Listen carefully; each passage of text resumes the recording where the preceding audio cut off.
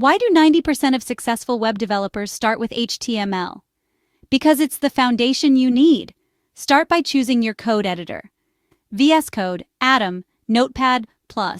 They're all great for syntax highlighting and code completion. Next, create a project folder to keep everything organized. Inside, make an index.html file. This is the main page of your site. Now let's write the basic HTML structure. Begin with your boilerplate code.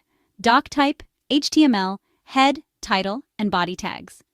Add a title within the tags in the head section. Then, structure your body content with headings, paragraphs, images, and lists. Ready to add some style? Create a style.css file and link it to your HTML. Use CSS selectors to target elements and apply styles like colors, fonts, and layouts. Easy peasy.